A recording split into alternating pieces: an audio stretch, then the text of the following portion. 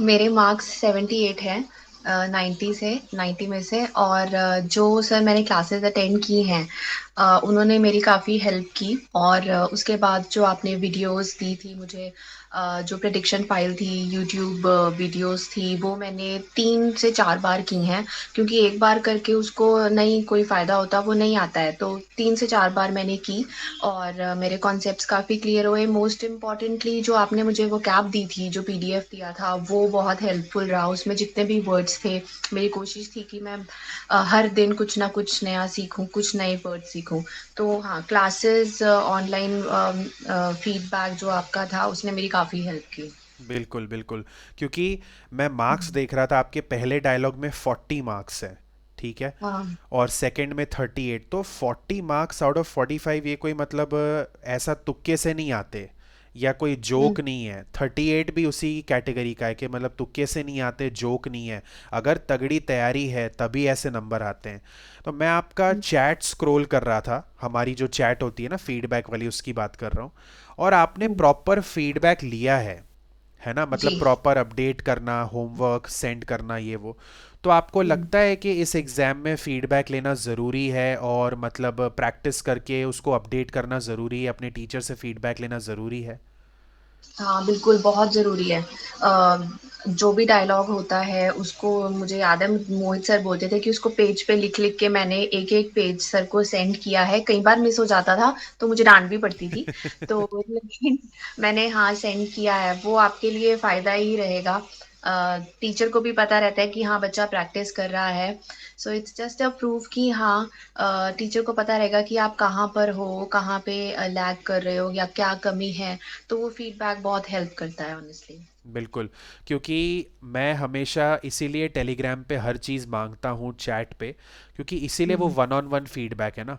वरना हम्म। एक ग्रुप बना दो, उसमें सबको ऐड कर दो, बड़ा इजी होता है वो डील करना। लेकिन एक एक स्टूडेंट को जब आप डील कर रहे हो, तो you need to see the track कि वो कितना प्रैक्टिस कर रहे हैं, कितना फीडबैक ले रहे हैं। उसके अलावा तो आप उनको गाइड कर ही नहीं सकते कि आप पेपर देने के लिए रेडी हो या नहीं हो, है ना।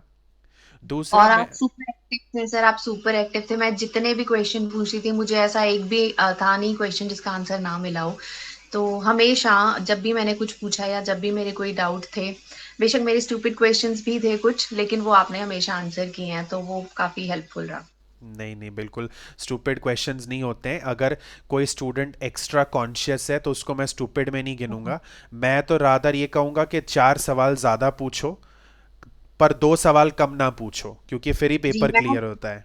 मैं बहुत डाउटफुल थी। मैं डे वन से बहुत डाउटफुल थी कि नहीं नहीं नहीं, मेरा नहीं होगा, मुझे नहीं आता है। हम्म। और इनफैक्ट मैं पेपर वाले दिन भी मैंने सर को मैसेज किया कि नहीं, मेरा पेपर बिल्कुल अच्छा नहीं हुआ है and I am not going to pass this exam. Hmm. Even मैंने एग्जाम में अपना 2 बार रिपीट लिए थे। हम्म। शायद उसकी वजह से मेरे दूसरे डायलॉग में 38 आए हैं। और बोला मैंने सेम ही था, जो रिपीट लेने के बाद भी मैंने सेम ही डर। बोला है। तो हाँ, डर था। हम्म। और डर लगता है ऑनेस्टली। पेपर जब हम देते हैं तो लगता है, ऐसा लगता है कि हम जब प्रैक्टिस कर रहे थे तो इतनी अच्छे से कॉन्फिडेंटली कर रहे थे, अभी पेपर सामने है तो बहुत टेंशन होती है। बट ठीक है, हो जाता है देखिए क्लियर। उसमें क्या होता है ना, आपने इंडिया से पेपर बुक किया है, क्लोज टू 40,000 रुपए का ये पेपर होगा, राइट। हाँ, 46 47 समथिंग तो ऐसा था। मतलब क्लोज टू 50,000, है ना। हाँ हाँ। 50,000 रुपए बहुत ज़्यादा होते हैं, कोई छोटी बहुत अमाउंट नहीं होता होते हैं, ठीक है। है।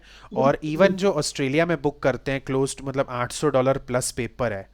तो आठ सौ हम्म। डॉलर कम नहीं होते यहाँ पर, मतलब कितने लोगों की वीकली इनकम है वो, है ना। हाँ। तो आप अपनी हम्म। वीकली इनकम दे रहे हो एक पेपर में, तो पॉइंट हम्म। तो लेने हैं ना। 50,000 रुपए की आप एग्जाम दे रहे हो, और अगर आप फेल हो गए तो आप दूसरी बार हम्म। बुक करोगे, मतलब लाख रुपए तो आपने एक एग्जाम में डाल दिए। बिल्कुल। तो आपको बिल्कुल। उसकी एग्जाम की सीरियसनेस को समझना बहुत ज़रूरी है। और आपका, जैसे मुझे याद है, डे वन से आप सेल्फ डाउट में बहुत थे। बहुत ज्यादा। हाँ, और इवन मुझे याद है कोचिंग शुरू करने से पहले भी मैंने आपसे बात करी हुई है, वाइल कोचिंग हाँ। मैंने आपसे बात करी हुई है। और हम्म। एग्ज़ाम होने के बाद भी मैंने आपको मोटिवेट किया है कि आने रिजल्ट आने दो, रिजल्ट आने दो। आई थिंक आपका रिजल्ट जब नहीं आ रहा था और दूसरों का आ रहा था, उसने आपको और डरा तो दिया। मैं बहुत ज्यादा डर गई थी कि 4 दिसंबर वालों का सबका आ गया, मेरा क्यों नहीं आ रहा है। ऑलमोस्ट सर मेरे 6 वीक्स के बाद ही रिजल्ट आया है, पूरा हम्म। टाइम हो गया था। हम्म। कई बच्चों का 20 से 30 दिनों में आ गया था। तो मेरा बहुत ही लेट रिजल्ट आया। मैंने कहा कहीं ऐसा तो नहीं है कि जिन्होंने फेल करना होता है उनका लास्ट में देते हैं रिजल्ट। मेरे दिमाग में ये बात भी वो चल ऐसी रही थी। चीज़ें हम बहुत सोचते हैं जब हम सेल्फ डाउट करते हैं। और क्योंकि मैं ये स्टूडेंट्स को बोलता हूँ 4 to 6 वीक्स वो लेते हैं रिजल्ट को। ठीक है, जैसे आपका बिल्कुल। केस में 6 वीक्स में आया। अब आप सोचिए कि आपने तैयारी करी, आपने 6 वीक्स वेट किया फॉर द रिजल्ट। अब उसके बाद अगर पेपर क्लियर नहीं हुआ, फिर आप पेपर दोगे महीने भर बाद, उसका बिल्कुल। रिजल्ट आएगा और 6 वीक्स बाद। तो आप 5 महीना वेस्ट कर रहे हो। बहुत टाइम लग जाता है, बहुत बहुत ज्यादा। टाइम है ना, तो पैसा तो गया, टाइम भी गया। इसीलिए इस पेपर में बिल्कुल। सिंसियर रहना बहुत ज़रूरी है। But I am very happy आपके बड़े अच्छे मार्क्स आए। कोई मैसेज है उन स्टूडेंट्स के लिए बाहर जो नाटी देना चाहते हैं, चाहे वो हिंदी हो या कोई और लैंग्वेज भी हो सकती है? कुछ मैसेज है उनके लिए कि क्या करें सो दैट ये फर्स्ट अटेम्प्ट में पेपर क्लियर हो? Practice sir. और मैं क्या कह सकती हूँ, प्रैक्टिस प्रैक्टिस और प्रैक्टिस, बस बिल्कुल। प्रैक्टिस से ही होगा।